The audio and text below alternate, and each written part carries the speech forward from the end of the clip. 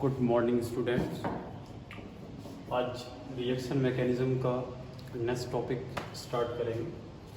Reaction mechanism में हम लोगों ने इंडक्टिव इफेक्ट को पढ़ लिया था और उसके एप्लीकेशन में एसिडिक कैरेक्टर, बेसिक कैरेक्टर को डिफाइन कर लिया था। आज उसी में आगे स्टार्ट करेंगे। थर्ड टॉपिक जो इसका है वो रिएक्शन इंटरमीडिएट। रिएक्शन इंटरमीडिएट में जो आपको पढ़ने को मिलेगा तो सबसे पहले यहाँ पर हम लोग पढ़ेंगे कार्बोकैटाइन।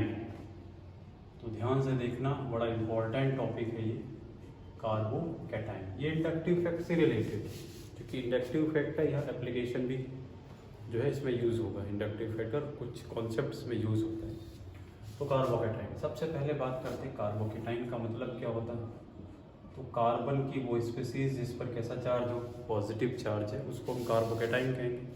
बनता कैसे है, जैसे सपोज करो ये मिथाइल क्लोराइड है और क्लोरीन की इलेक्ट्रोनेगेटिविटी ज़्यादा है, जिस वजह से ये बॉन्ड ब्रेक हो जाए CH3+ और Cl- कोई रिएजेंट की प्रेजेंस में। तो कार्बोकैटाइन का मतलब क्या हो गया, कार्बन की वो स्पीसीज जिस पर चार्ज कैसा होना चाहिए, पॉजिटिव। अब इसको थोड़ा स्टडी करते हैं। कार्बन का एटॉमिक नंबर होता है 6। अगर इसका हम कॉन्फ़िगरेशन करें तो 1s2, 2s2 और 2p2। ये इसकी आउटर सेल है, पर इस पर चार्ज क्या लगा हुआ है, पॉजिटिव। तो जब पॉजिटिव चार्ज लगाएंगे तो फिर यहाँ पर क्या हो जाएगा, 2p1, क्योंकि इलेक्ट्रॉन जो है वो कम हो गया। अब s का ऑर्बिटल 1 और p के ऑर्बिटल कितने होते हैं, 3। This is called ground state. इसको हम क्या बोलते हैं, ग्राउंड स्टेट। अब जब कंपाउंड बनता है तो एक्साइटेड स्टेट में क्या हुआ होगा, ये इलेक्ट्रॉन एनर्जी लेकर इधर गया होगा, क्योंकि ये जो कार्बन है वो कितने हाइड्रोजन से बॉन्ड बना रहा है, 3 हाइड्रोजन से। तो जितने से बॉन्ड बनाएगा उतने इलेक्ट्रॉन हमें अनपेयर्ड रखने पड़ेंगे। तो ये हाइड्रोजन क्या करेगा, इन 3 के साथ मिलकर के बॉन्ड बनाएगा और हाइब्रिडाइजेशन कार्बोकैटाइन का क्या आ जाएगा, sp2। तो इसकी डेफिनेशन क्या हो जाएगी, कार्बन की वो स्पीसीज जिस पर पॉजिटिव चार्ज। और दूसरा इसका हाइब्रिडाइजेशन क्या है, sp2, यानी इसकी शेप कैसी है, तो ट्रायगोनल प्लेनर, यानी ये शेप इस तरीके से। और एक ये p ऑर्बिटल वेकेंट है, तो इस तरीके से आप दिखाओगे वेकेंट ऑर्बिटल को, और इस पर चार्ज कैसा है, पॉजिटिव चार्ज है। ठीक है ना। अब देखिए कुछ नोट पॉइंट याद रखने हैं। क्या, पहला पॉइंट, इसके पास चार्ज कैसा है, पॉजिटिव चार्ज। और नंबर ऑफ इलेक्ट्रॉन आउटर में कितने, तो 3 तो इसके पास थे और 3 की शेयरिंग होगी, तो नंबर ऑफ इलेक्ट्रॉन कितने हैं, 6। यानी ये इलेक्ट्रॉन पेयर एक्सेप्टर है। क्या है ये, इलेक्ट्रॉन पेयर एक्सेप्टर। और जो इलेक्ट्रॉन पेयर एक्सेप्टर होते हैं वो होते हैं लुईस एसिड। तो पहली बात तो ये लुईस एसिड है। दूसरा ये है कि इस पर नंबर ऑफ इलेक्ट्रॉन आउटर में कितने हैं, 6, जिस वजह से ये क्या, एक इलेक्ट्रोफाइल भी है। ठीक है, इलेक्ट्रोफाइल का मतलब क्या होता है, जहाँ पर जो इलेक्ट्रॉन पेयर एक्सेप्टर हो उसको हम इलेक्ट्रोफाइल भी कहते हैं। तो इस वजह से ये क्या है, इलेक्ट्रोफाइल है। यानी ये क्या करेगा, किसी न्यूक्लियोफाइल्स, यानी हमेशा ये क्या करेगा, इलेक्ट्रॉनों की तलाश में रहेगा। क्यों, क्योंकि इसके आउटर में कितने इलेक्ट्रॉन है, 6 इलेक्ट्रॉन। शेप कैसा है, ट्रायगोनल प्लेनर, यानी sp2 हाइब्रिडाइजेशन, ये याद रखना पड़ेगा। ठीक, तो ये चीज़ें आपको दिमाग में रखनी है। कार्बोकैटाइन के आउटर में कितने इलेक्ट्रॉन होंगे, 6 इलेक्ट्रॉन हो जाएंगे। 6 इलेक्ट्रॉन की वजह से लुईस एसिड भी होगा और इलेक्ट्रोफाइल भी होगा, क्योंकि इलेक्ट्रॉन पेयर क्या है, एक्सेप्टर। ओके, अब बात करते हैं स्टेबिलिटी ऑफ कार्बोकैटाइन। तो देखिए स्टेबिलिटी ऑफ कार्बोकैटाइन, सबसे पहले हम लोग क्या करते हैं, यहाँ पर 3 एल्काइल ग्रुप एक कार्बन पर अटैच करते हैं। और अगर 3 एल्काइल ग्रुप है तो इसको बोला जाएगा टर्सरी कार्बोकैटाइन। तो दूसरे में क्या करते हैं, 2 मिथाइल ग्रुप लेते हैं, यानी 2 एल्काइल ग्रुप ले लिए, तो ये सेकेंडरी कार्बोकैटाइन हो गया। और 1 एल्काइल ग्रुप लिया हमने, तो ये हो जाएगा प्राइमरी कार्बोकैटाइन। और एक भी एल्काइल ग्रुप नहीं लेते हैं, सारे हाइड्रोजन लगाते हैं, तो उसको भी मिथाइल प्राइमरी कार्बोकैटाइन ही बोला जाता है। ये फर्स्ट हो गया, ये सेकेंड, ये थर्ड, और ये हो गया आपका फोर्थ।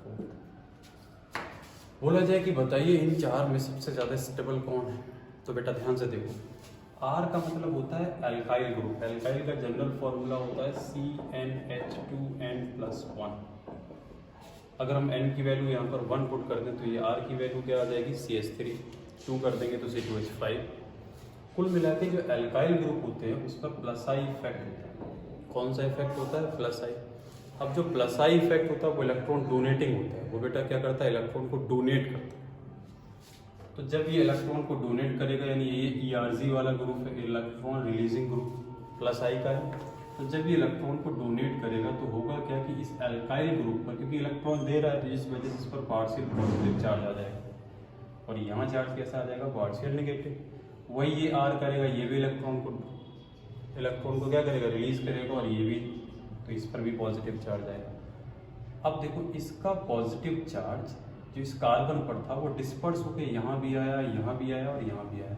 केमिस्ट्री में ये कॉन्सेप्ट होता है, जितना चार्ज डिस्पर्स करता है उसकी स्टेबिलिटी उतनी ज़्यादा होती है। यहाँ पर भी चार्ज का डिस्पर्सन होगा, लेकिन ये सिर्फ 2 ही एल्काइल ग्रुप है। यहाँ पर 3 एल्काइल ग्रुप होने की वजह से चार्ज का डिस्पर्सन ज़्यादा है। यहाँ पर सिर्फ 2 एल्काइल ग्रुप है, जिस वजह से चार्ज का तो डिस्पर्सन हुआ होगा, लेकिन यहाँ पर ज़्यादा हुआ होगा क्योंकि यहाँ पर 3 एल्काइल ग्रुप प्रेजेंट है। यहाँ पर कितना एल्काइल ग्रुप है? सिर्फ 1 है, तो यहाँ इससे भी कम होगा और वहाँ तो कुछ नहीं होगा, क्योंकि हाइड्रोजन का इनगोल्ड स्केल 0 होता है, उससे कोई लेना देना नहीं। तो क्या हम सीख पा रहे हैं यहाँ से कि जितना ज़्यादा एल्काइल ग्रुप अटैच होगा उसका जो है स्टेबिलिटी उतनी ज़्यादा होगी। यानी ऑर्डर क्या आ जाएगा? टर्सरी कार्बोकैटायन सबसे ज़्यादा स्टेबल होगा, फिर सेकेंडरी होगा, फिर प्राइमरी होगा, और उसके बाद जो है वो मिथाइल कार्बोकैटायन। ये आपको याद रखना पड़ेगा। अगर आपसे पूछा जाए कि why tertiary carbocation is more stable compare to secondary and primary, तो आपका आंसर क्या होगा? Presence of 3 alkyl group, because alkyl group have plus I effect, so electron releasing group. तो जब वो इलेक्ट्रॉन को रिलीज करेगा तो क्या होगा? चार्ज का डिस्पर्शन हो जाएगा। जितना ज़्यादा चार्ज का डिस्पर्शन होता है उस कार्बोकैटायन की स्टेबिलिटी उतनी ज़्यादा होती है। तो ये बात क्लियर हो गई होगी कि टर्सरी कार्बोकैटायन सबसे ज़्यादा स्टेबल होगा, उसके बाद सेकेंडरी होगा, उसके बाद प्राइमरी होगा, और उसके बाद मिथाइल कार्बोकैटायन होगा। ओके, दूसरा कॉन्सेप्ट एक और यहाँ पर लग सकता है, वो क्या है? देखो, हम लोगों ने 11th में पढ़ा था हाइपर कंजुगेशन। क्या पढ़ा है? Hyper conjugation. हाइपर कंजुगेशन क्या होता है? हाइपर कंजुगेशन का मतलब बेटा ये होता है, जैसे मैं यहाँ पर 3 मिथाइल ग्रुप ले लूं और यहाँ पर हमने 2 मिथाइल ग्रुप लिए, तो 3 एल्काइल ग्रुप होने की वजह से टर्सरी। डिग्री कैसे देखते हैं? जो आपका फंक्शनल ग्रुप है उसके adjacent number of carbon count कर लेते हैं, वो उसकी डिग्री हो जाती है। इसके लिए वीडियो पढ़ा, आप देख सकते हो। तो ये फर्स्ट हो गया, ये सेकेंडरी वाला, और यहाँ पर ये हमने ले लिया प्राइमरी। अब बोला जाए कि इन 3 में बताइए कौन ज़्यादा स्टेबल है, तो बेटा हाइपर कंजुगेशन का ये कॉन्सेप्ट होता है, जितना ज़्यादा उस पर alpha carbon to hydrogen bond होगा उसकी स्टेबिलिटी उतनी ज़्यादा होगी। फंक्शनल ग्रुप के एडजेसेंट कार्बन को हम अल्फा कार्बन बोलते हैं। क्या बोलते हैं? Alpha carbon. अब इसके पास देखो कितने अल्फा हाइड्रोजन है? 3 3 3, यानी कितने हो गए टोटल?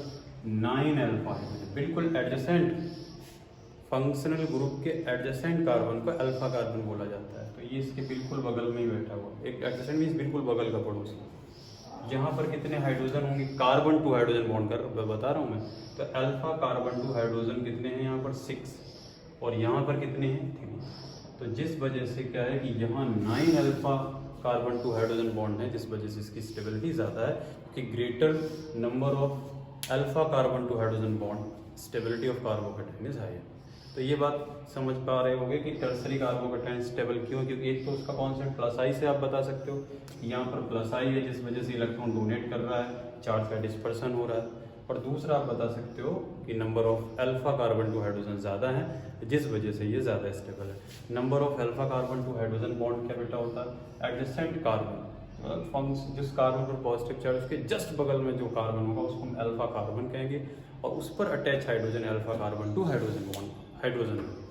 तो यहाँ पर कितने हैं? 3 3 3, यानी 9 alpha two alpha carbon hydrogen. यहाँ पर कितने हैं? 6 हैं, क्योंकि ये वाला नहीं है, क्योंकि मैं क्या बता रहा हूँ, जिस कार्बन पर पॉजिटिव चार्ज उसके जस्ट बगल का कार्बन जो होगा उसको हम अल्फा कार्बन कहेंगे। ठीक है, तो ये बात आपको दिमाग में आ गई होगी, हाइपर कंजुगेशन से भी आप समझ सकते हैं। तो यहाँ से आप क्या याद रखेंगे बेटा कि स्टेबिलिटी ऑफ कार्बोकैटायन का जो ऑर्डर है वो आएगा आपका टर्सरी, सेकेंडरी एंड प्राइमरी। ठीक है, अब दूसरा कॉन्सेप्ट क्या होता है कि अगर कहीं पर रेजोनेंस मिल जाए, देखें जरा, जैसे ये, अब इस कार्बन पर क्या है, पॉजिटिव चार्ज, ठीक। अब इस कार्बन पर पॉजिटिव चार्ज है, लेकिन साथ साथ में बेटा क्या है, single double single double single double resonance, hyperconjugation plus M. सबसे पहले आप मीजोमेरिक देखें, अगर मीजोमेरिक इफेक्ट है तो ज़्यादा वो इफेक्ट कर रहा, मतलब ज़्यादा स्टेबिलिटी को इंक्रीज करा रहा होगा, फिर प्लस आर, फिर हाइपर कंजुगेशन, और उसके बाद होता है प्लस आई। इतने जो है फैक्टर कार्बोकेटाइन की स्टेबिलिटी को इंक्रीज करेंगे। सबसे ज़्यादा इंक्रीज कौन करा देगा, प्लस एम। अभी ये क्या होता है प्लस एम, ये सब रेजोनेंस में पढ़ाया जाएगा।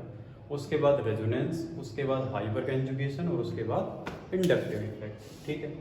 तो बेटा मैं ये कहना चाह रहा हूँ कि यहाँ पर रेजोनेंस है, रेजोनेंस का मतलब होता है जहाँ अल्टरनेट सिंगल और डबल बॉन्ड हो, तो single double single double single double. जिस कार्बन पर पॉजिटिव चार्ज है वो तो sp3 हाइब्रिडाइज, जिस कार्बन पर पॉजिटिव चार्ज है, सॉरी sp3 नहीं, जिस कार्बन पर पॉजिटिव चार्ज उसके एडजेसेंट सिंगल बॉन्ड और आगे क्या हो, डबल बॉन्ड। तो ये देखो सिंगल और उसके आगे क्या है, double bond, single double single double single double, तो यहाँ रेजोनेंस हो जाएगा। रेजोनेंस चाहो तो मैं इसको बना भी दूँ कि ये कार्बन पर पॉजिटिव चार्ज इलेक्ट्रॉन को अपनी तरफ ये अट्रैक्ट करेगा, जिस वजह से क्या होगा, यहाँ पर कंडीशन ये आ जाएगी, यहाँ प्लस चार्ज हो जाएगा और ये डबल बॉन्ड होगा। तो इस तरीके से आगे रेजोनेटिंग स्ट्रक्चर आते जाएंगे। चाहो तो मैं इसको भी बना दूँ, ये इधर की तरफ इलेक्ट्रॉन अपनी तरफ खींचेगा, तो अगला जिसका स्ट्रक्चर होगा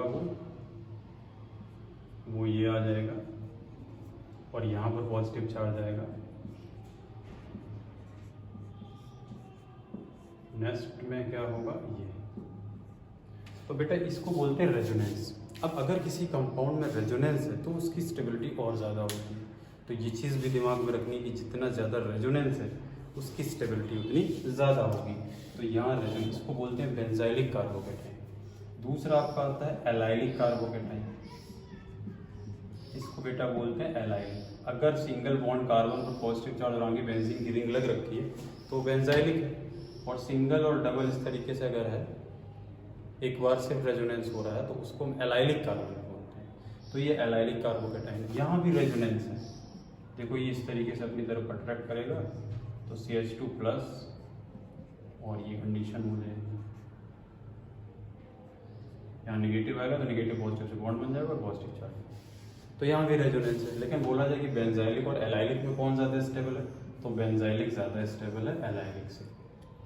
क्लियर? तो ये बात समझ गए होंगे बेंजाइलिक कार्बोकेटाइन क्यों स्टेबल है, क्योंकि वहाँ रेजोनेंस है। एलाइलिक में भी रेजोनेंस है, लेकिन बेंजाइलिक कार्बोकेटाइन में ज़्यादा रेजोनेंस है, जिस वजह से वो ज़्यादा स्टेबल है। ठीक है ना।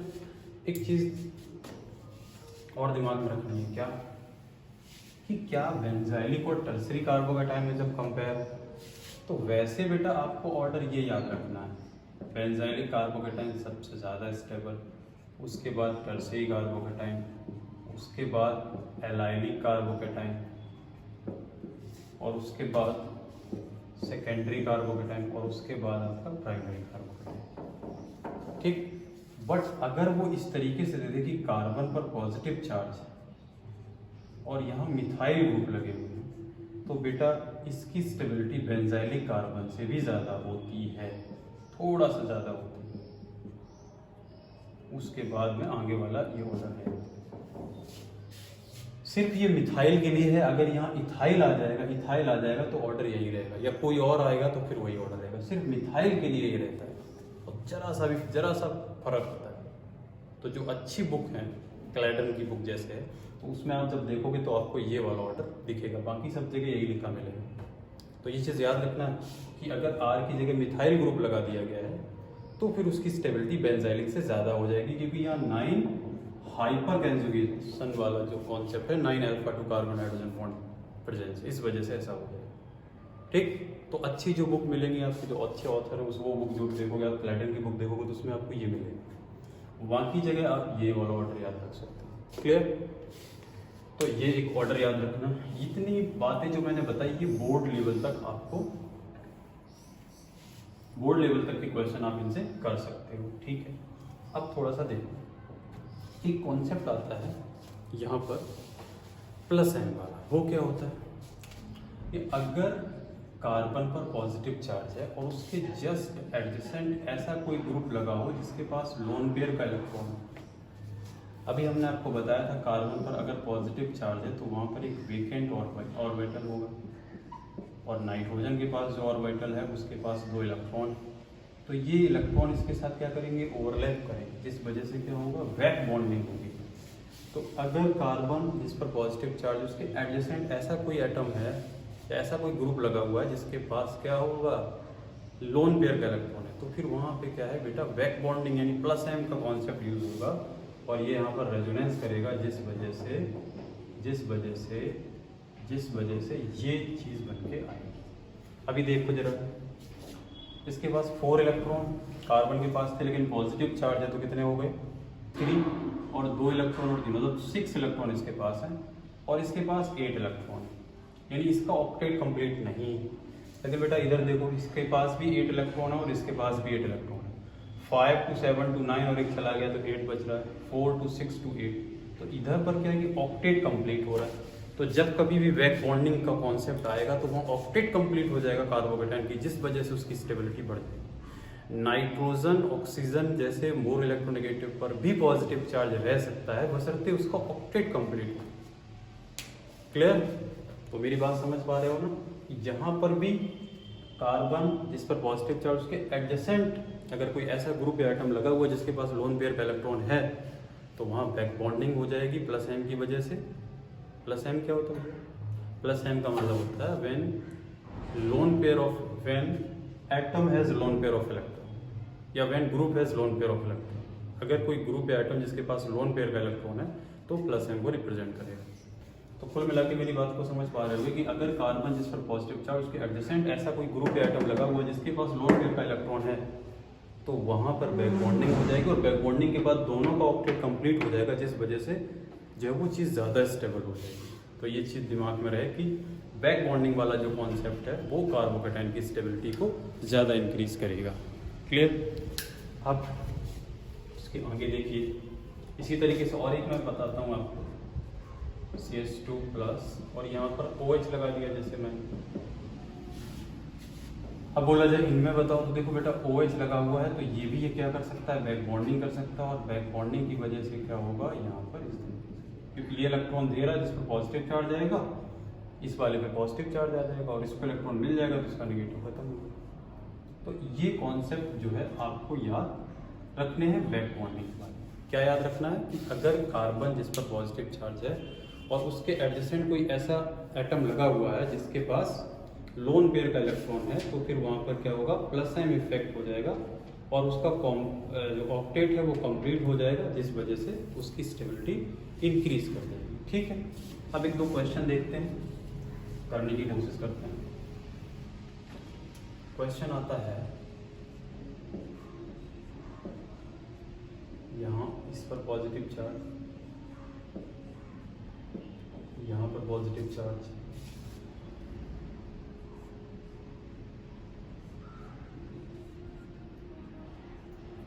बोला जाए इन 3 में स्टेबिलिटी का ऑर्डर बताओ। तो सबसे पहला काम बेटा क्या है कि आप डिग्री देखेंगे। तो देखिए इस कार्बन के एडजेसेंट कार्बन तो एक ही, इधर तो कुछ है नहीं, तो ये 1 डिग्री का हो गया। इस जिस पर पॉजिटिव उसके एडजेसेंट कितने कार्बन है, 2 कार्बन है, तो ये 2 डिग्री का हो गया। जिस कार्बन पर पॉजिटिव चार्ज उसके एडजेसेंट कितने कार्बन है, 3 कार्बन एटम है, तो ये टर्शरी हो गया। तो स्टेबिलिटी का ऑर्डर क्या हो जाएगा, 3 to 1। आपको पता है ना टर्शरी, सेकेंडरी, प्राइमरी। तो इसका मतलब क्या है कि ऑर्डर क्या निकल जाएगा, सबसे ज़्यादा स्टेबल कौन होगा, ये 1 नंबर पर आ जाएगा, ये 2 नंबर पर आ जाएगा, और ये 3 नंबर पर आ जाएगा। यानी इसकी जो स्टेबिलिटी का ऑर्डर होगा वो क्या होगा, 3rd, 2nd and 1st। Clear? उसके बाद आगे देखो, अब इस तरीके से क्वेश्चन आराम से कर सकते हो, कोई दिक्कत वाली बात नहीं है। ठीक, अगर मैं इस तरीके से दे दूं,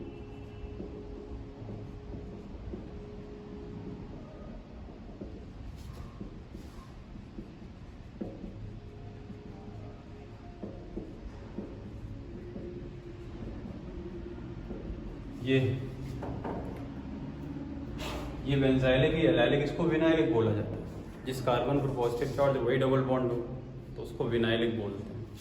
कुल मिला के स्टेबिलिटी देखो यहाँ ज़्यादा रेजोनेंस है, सिंगल डबल जितना ज़्यादा रेजोनेंस होगा उसकी स्टेबिलिटी उतनी ज़्यादा होगी। तो क्या हो जाएगा, फर्स्ट सेकेंड एंड थर्ड। तो याद रखोगे बेंजाइलिक सबसे ज़्यादा हो जाएगा, एलाइलिक उससे कम, और उसके बाद में क्या आएगा, विनाइलिक वाला आएगा। तो ये चीज़ आपको समझ में आई होगी। दूसरा देखो एक कॉन्सेप्ट यूज़ करते हैं हम लोग हाइपर कंजुगेशन का। देखो अगर आपसे पूछा जाए कि ये वाला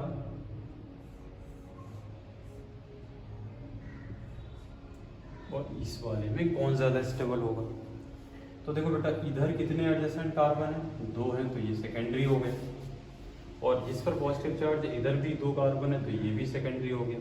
अब देखो दोनों की डिग्री सेम है, अब क्या करोगे, तो बेटा हमने बताया आपको हाइपर कंजुगेशन का कॉन्सेप्ट। हाइपर कंजुगेशन क्या कहता है, जिसके पास जितने अल्फा कार्बन को हाइड्रोजन बॉन्ड हैं उसकी स्टेबिलिटी उतनी क्या होती है, ज़्यादा होती है। तो बताओ इसके पास देखो यहाँ CH3 होगा, क्योंकि 4 कार्बन के पास इलेक्ट्रॉन, एक बॉन्ड से मिल रहा 5, तो 3 की अवेलेबिलिटी है, तो 3 हाइड्रोजन होंगी, और यहाँ CH2 होगा। तो बताओ number of alpha carbon to hydrogen कितने हो गए, 5, 3 और 2 5, क्योंकि एडजेसेंट कार्बन वाले ही तो अल्फा होंगे, आगे वाला तो बीटा हो जाएगा। अब इधर देखो ये अल्फा है और ये अल्फा, लेकिन यहाँ आप वैलेंसी जब सेटिस्फाई करोगे तो CH2 आएगा, तो यहाँ कितने 4 अल्फा, तो इसका मतलब कौन ज़्यादा स्टेबल हो गया, 5 alpha carbon to hydrogen bond ज़्यादा स्टेबल हो जाएगा, क्योंकि वहाँ हाइपर कंजुगेशन का कॉन्सेप्ट लगेगा, और जितने ज़्यादा अल्फा कार्बन टू हाइड्रोजन होंगे उसकी स्टेबिलिटी उतनी ज़्यादा होती है। क्लियर। अगर आपसे पूछा जाए NH2 CH2 प्लस और दूसरा CH3 CH2 प्लस, इन दोनों में कौन ज़्यादा स्टेबल है, तो बताओ बेटा कौन ज़्यादा स्टेबल होगा। देखो इसके पास क्या होगा, लोन पेयर का इलेक्ट्रॉन, तो बैक बॉन्डिंग हो जाएगी, यहाँ पर क्या हो जाएगी, बैक बॉन्डिंग। तो बैक बॉन्डिंग का मतलब क्या है, प्लस है, और यहाँ पर क्या इंडक्टिव इफेक्ट प्लस आई, हाइपर कंजुगेशन भी हम कह सकते हैं, हाइपर कंजुगेशन, तो प्लस M ज़्यादा इफेक्टिव होता है कंपेयर टू हाइपर कंजुगेशन। तो ध्यान रखना यहाँ क्या हो जाएगा, फर्स्ट देन सेकेंड। तो ये बैक बॉन्डिंग का कॉन्सेप्ट है, जो सिर्फ कॉम्पिटिटिव एग्जाम के लिए थोड़ा सा याद रख लो, बाकी आपको बोर्ड से ज़्यादा बैक बॉन्डिंग का कोई मतलब नहीं है। ठीक, तो ये थे आपके कार्बोकैटायन के कुछ बेसिक क्वेश्चन जो हमने आपको बताए, और बेसिक कॉन्सेप्ट है जो आपको हमने बताया। इसके बाद बेटा अगला कॉन्सेप्ट इसमें आता है रीअरेंजमेंट का। क्या आता है, रीअरेंजमेंट। तो देखिए रीअरेंजमेंट के कॉन्सेप्ट को,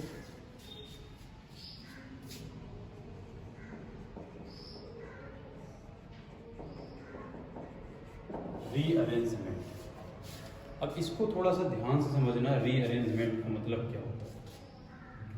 रीअरेंजमेंट को एक कॉन्सेप्ट से हम बताने की कोशिश करते हैं, रीअरेंजमेंट ऑफ कार्बोकैटायन। जैसे सपोज करो आपको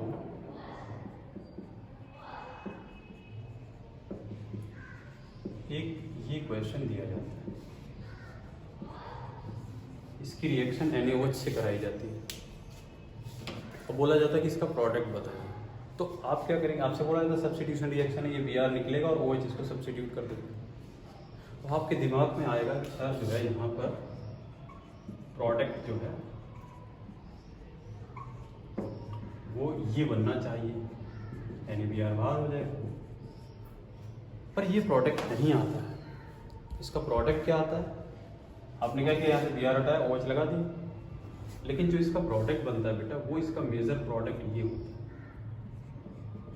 अब यहाँ तक आपका दिमाग ही नहीं पहुँच पा रहा कि यार ये कैसे हो गया होगा, तो इसी को हम लोग क्या कहते हैं, रीअरेंजमेंट ऑफ कार्बोकैटायन। इसी को हम लोग समझेंगे। देखो बेटा जब ये Br निकल जाएगा, क्योंकि कार्बन टू ब्रोमीन है, पोलराइज होगा बॉन्ड और NaBr बाहर हो जाएगा, तो क्या बन जाएगा, देखिए यहाँ पर CH3 C CH3 CH3 और CH, यहाँ बेटा हाइड्रोजन है, सॉरी CH2 प्लस। क्लियर। तो सबसे पहले ये हुआ होगा, ये Br गया होगा तो ये बन गया। अब देखो ये कितने डिग्री का कार्बोकैटायन, इसके एडजेसेंट एक ही तो कार्बन लगा हुआ है, एडजेसेंट तो बिल्कुल बगल का पड़ोसी, तो ये 1 डिग्री का कार्बोकैटायन। अगर ये पॉजिटिव चार्ज किसी भी तरीके से यहाँ आ जाए तो इसका डिग्री कितना हो जाएगा, देखो अगर इस पर पॉजिटिव आ जाएगा तो इसकी डिग्री 3 हो जाएगी, तो टर्सरी और प्राइमरी में कौन ज़्यादा स्टेबल होता है? टर्सरी। और अगर स्टेबिलिटी कंपाउंड को मिलेगी तो केमिस्ट्री में वही रूल काम करेगा। तो इसी को बोलते हैं बेटा रीअरेंजमेंट। रीअरेंजमेंट का मतलब ये है, देखो जब ये हाइड्रोजन होता है कि इस कार्बन पर वेकेंट एक ऑर्बिटल होगा, क्योंकि sp2 हाइब्रिडाइजेशन अभी हम लोगों ने देखा था कार्बोकैटायन पर, ये इस तरीके से, और ये जो कार्बन का हाइड्रोजन का बॉन्ड है तो इसकी जो इलेक्ट्रॉन, ये बेटा यहाँ पर क्या है? वेकेंट ऑर्बिटल है। तो ये ओवरलैप करेंगे इस वेकेंट ऑर्बिटल की तरफ, क्योंकि इसकी वजह से स्टेबिलिटी इंक्रीज करेगी। तो क्या होता है कि समझा जाता है कि ये दोनों इलेक्ट्रॉन इस डायरेक्शन में जा रहे होंगे, तो ये इलेक्ट्रॉन प्रोवाइड कर रहा है, इस पर क्या, ये कुल मिला के बॉन्ड टूट जाएगा, और टूटने के बाद में क्या बन जाएगा? CH3, इस पर पॉजिटिव चार्ज आ जाएगा और ये हो जाएगा। तो ये बताइए, ये पहले कितने डिग्री का था? 1 डिग्री का। अब ये कितने डिग्री का हो गया? 3 डिग्री का। कौन ज़्यादा स्टेबल है? ये ज़्यादा स्टेबल है। तो ये हाइड्रोजन रीअरेंज कर गया यहाँ से, इसको बोलते हैं 1,2 हाइड्राइड शिफ्टिंग। 1,2 हाइड्राइड शिफ्टिंग, ये 1 और ये 2, 1,2 हाइड्राइड शिफ्टिंग। तो हाइड्राइड जो है वो शिफ्ट कर गया, इधर आ गया, और पॉजिटिव चार्ज यहाँ चला गया, और अब आके क्या करेगा? OH आइंस पे अटैक कर लेगा और प्रोडक्ट को वो बना देगा। क्लियर? ये शिफ्ट कैसे होता है, थोड़ा सा इसको अगर अच्छे से देखना है तो इधर देखने की कोशिश करो। शिफ्ट ये ऐसे होता है, देखना, CH3C, मैं इधर हाइड्रोजन को भी लगा दे रहा हूँ बेटा। यहाँ वेकेंट ऑर्बिटल होता है, तो ये समझा जाता है कि इसके दोनों लोन पेयर के जो ये जो बॉन्डिंग वाले इलेक्ट्रॉन को इस तरफ पोलराइज कर रहे हैं, ओवरलैप कर रहे हैं, जिस वजह से क्या होता है कि ये इलेक्ट्रॉन प्रोवाइड कर रहा है, तो इस पर चार्ज कैसा आ जाएगा? पॉजिटिव, क्योंकि ये इलेक्ट्रॉन इधर जा रहा है ना, तो ये इधर पर क्या होगा? इस तरीके से बॉन्ड बनना स्टार्ट करेगी। थोड़ा पास होता, अब तो हम समझने के लिए दूर लिख रहे, तो ये इस तरीके से बॉन्ड इधर बनाने लगेगा, और इधर वाला ये जब नया बॉन्ड बनने लगेगा तो पुराना वाला ये वाला कैसा हो जाएगा? ब्रेक होने लगेगा। थोड़ी देर बाद क्या होगा कि ये हाइड्रोजन इधर जाके बॉन्ड बना लेगा और इस पर कैसा चार्ज आ जाएगा? पॉजिटिव। इसको बोलते हैं ट्रांजिशन स्टेट। मेकिंग और ब्रेकिंग साइमल्टेनियसली प्रोसेस को जो रिप्रेजेंट करे उसको ट्रांजिशन गैस किया जाता है कि ऐसे हुआ होगा। तो रीअरेंजमेंट का मतलब बेटा क्या है कि अगर कहीं डिग्री बढ़ रही है, 1 डिग्री से 2 डिग्री जा रहा है या 2 डिग्री से 3 डिग्री जा रहा है, तो वो जो है कॉन्सेप्ट यूज हो लगेगा और वहाँ पर स्टेबिलिटी जो है वो बढ़ जाएगी जिस वजह से। तो ये शिफ्टिंग कई तरीके की होती है, 1,2 hydride shifting, 1,2 alkyl shifting, 1,2 phenyl shifting, 1,2 aryl shifting, बहुत सारी जगह ये कॉन्सेप्ट यूज होता है। मैं 1-2 और आपको कराने की कोशिश करता हूँ समझाने के लिए, देखो जरा।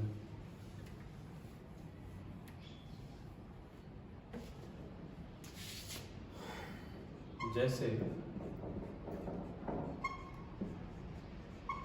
मान लो कहीं रिएक्शन इंटरमीडिएट में ये बीच में बन गया, किसी रिएक्शन इंटरमीडिएट में क्या हुआ? ये बीच में बन गया। अब देखो इस पर है पॉजिटिव चार्ज, तो ये कितने डिग्री का है? 1 डिग्री का। और अगर ये पॉजिटिव चार्ज कहीं यहाँ आ जाए तो डिग्री जो है वो इंक्रीज हो जाएगी। तो अब इसी को क्या बोलेंगे? रीअरेंजमेंट। स्टेबिलिटी होगी और इधर उधर शिफ्ट होगा। देखिए ये जिस कार्बन पर पॉजिटिव चार्ज इसको बोला जाता है 1 कार्बन, यानी ये फर्स्ट कार्बन, और ये वाला कार्बन कौन सा है? Second carbon. अब देखो यहाँ पर क्या होगा? ये मिथाइल शिफ्ट करेगा, तो बोला जाएगा 1,2, इस कॉन्सेप्ट को क्या बोलेंगे? 1,2 मिथाइल शिफ्टिंग। 1,2 मिथाइल शिफ्टिंग कैसे शिफ्ट करेगा बेटा? देखो जैसे अभी ट्रांजिशन हमने बनाई थी, बनाने की कोशिश करें जिससे तुम्हें समझ में आ जाए। कोई चीज मान लो ये मिथाइल जा रहा है, तो देखो ये वाला बॉन्ड ब्रेक हो रहा होगा, ये मिथाइल क्या कर रहा होगा? इधर कार्बन के साथ बॉन्ड बना रहा होगा, और इस पर चार्ज कैसा आ रहा होगा? पॉजिटिव। पॉजिटिव चार्ज कैसे आता है बेटा? ये माना जाता है कि इसका जो ये वाले इलेक्ट्रॉन है ये ओवरलैप कर रहे हैं और ये इलेक्ट्रॉन इस तरफ जा रहे हैं, तो मिथाइल इलेक्ट्रॉन दे रहा है जिस वजह से इस पर कैसा चार्ज आता है? पॉजिटिव। थोड़ी देर बाद क्या होगा? ये साइमल्टेनियसली प्रोसेस चल रहा है, मेकिंग एंड ब्रेकिंग साथ साथ चल रहा है। थोड़ी देर बाद क्या होगा? ये पूरी तरीके से बॉन्ड टूट जाएगा जिस वजह से यहाँ नेगेटिव चार्ज आएगा, उधर चला जाएगा। कुल मिला के बाद में क्या हो जाएगा? CH3C, CH3 और CH2, और ये जाके मिथाइल इसके साथ जुड़ जाएगा और इस पर चार्ज कैसा आ जाएगा? पॉजिटिव। कैसा चार्ज आ जाएगा बेटा? पॉजिटिव चार्ज आ जाएगा। ठीक, तो ये बात आपके समझ में आई होगी। अब जब ये बॉन्ड यहाँ से टूट जाएगा तो ये पॉजिटिव चार्ज इस पर आ जाएगा, इस वाले कार्बन पर आ जाएगा। तो ये ट्रांजिशन स्टेट है। ये बॉन्ड मेकिंग और ब्रेकिंग का है, मतलब इधर से बॉन्ड ब्रेक हो रहा है, इधर बन रहा है। ये ना समझने लगता है दोनों पर प्लस चार्ज है तो रिपल्शन होना चाहिए। ठीक है, वो समझाने के लिए बताया जा रहा है आपको। कुल मिला के आप ये ट्रांजिशन से कोई लेना देना नहीं, क्या हुआ ये वाला कॉन्सेप्ट इसको समझाने की कोशिश करता हूँ। देखो कैसे,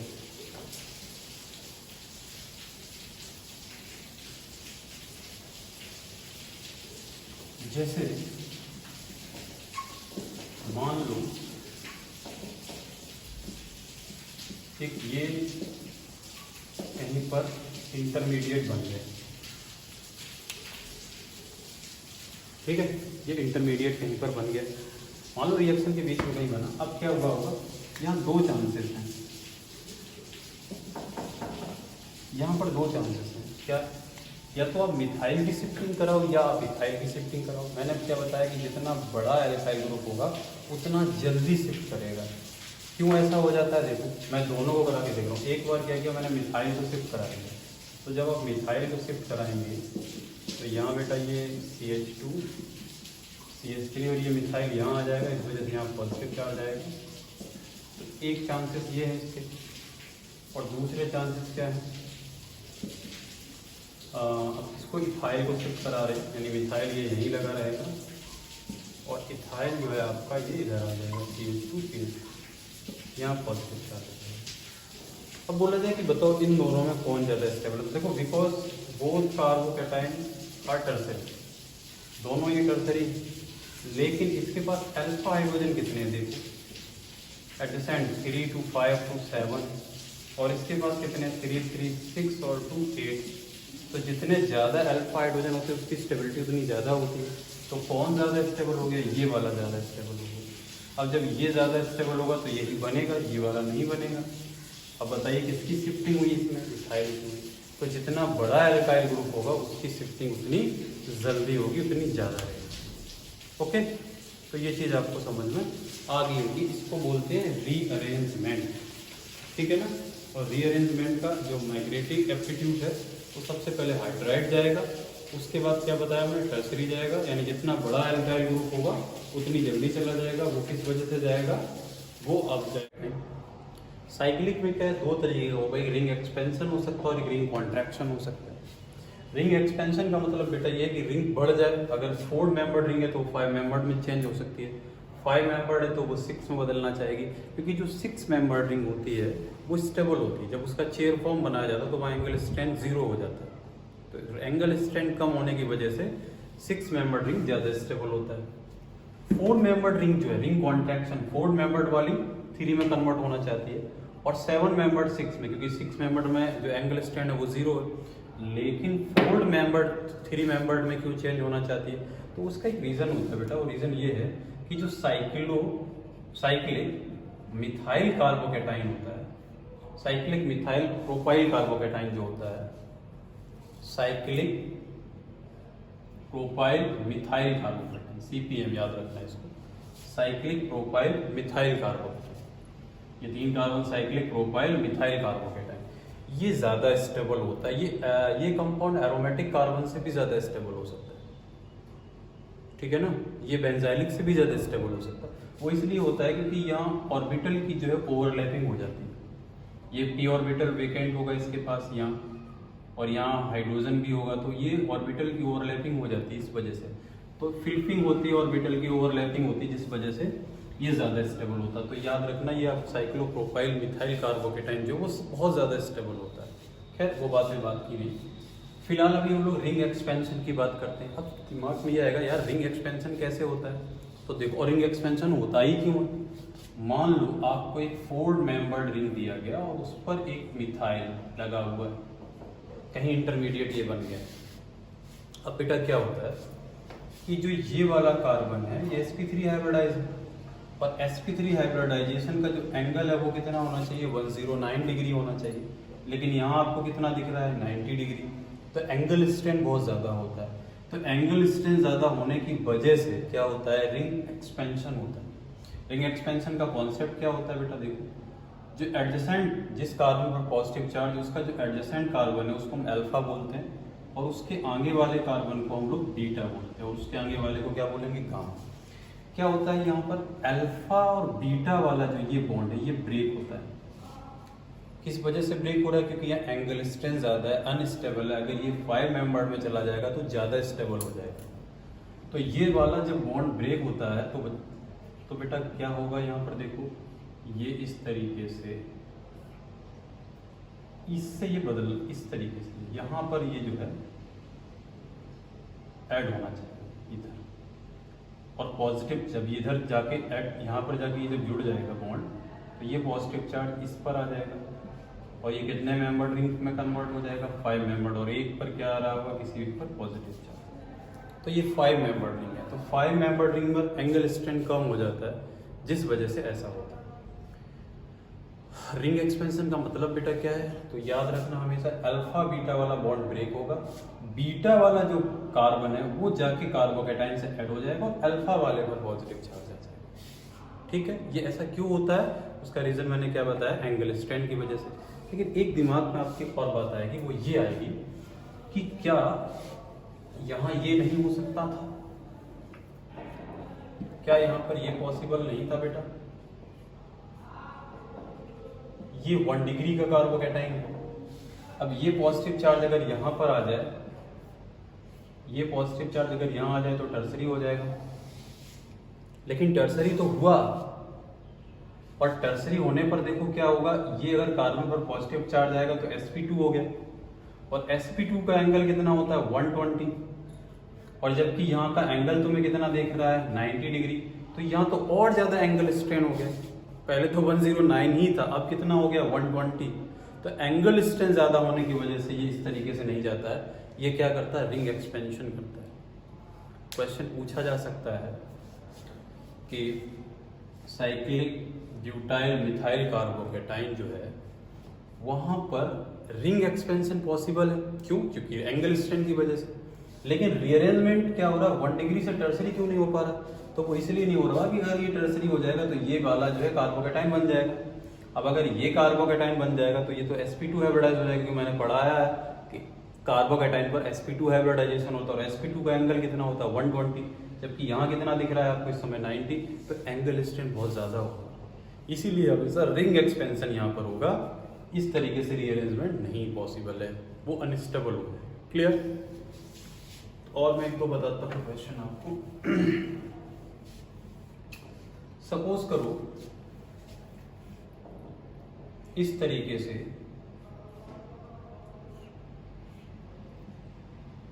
एक 5 मेंबर रिंग आ जाए। अब ये वाला जो कार्बन है ये अल्फा है और ये वाला बीटा, ऊपर वाला भी बीटा होगा, इधर वाला गामा होगा, ये गामा होगा। हमने आपको क्या बताया कि अल्फा बीटा चाहे ऊपर से चाहे नीचे से ये बॉन्ड को ब्रेक करना है, तो अल्फा बीटा में बेटा क्या होगा, थोड़ा इसको समझा रहा हूं, ये वाला बॉन्ड ब्रेक होगा, और ब्रेक होने के बाद ये जाके इससे ज्वाइंट होगा, जाके इस तरीके से, और पॉजिटिव चार्ज कहाँ आ जाएगा, ये यहाँ पर आ जाएगा। अब इसी को हम क्या करेंगे, रिंग फॉर्म में कन्वर्ट कर देंगे, सॉरी 6 मेंबर हो गई ये, और एक किसी पर पॉजिटिव चार्ज आएगा अल्फा वाले। तो इस तरीके से हम आसानी से इन क्वेश्चन को कर सकते हैं। और देखिए, सपोज करो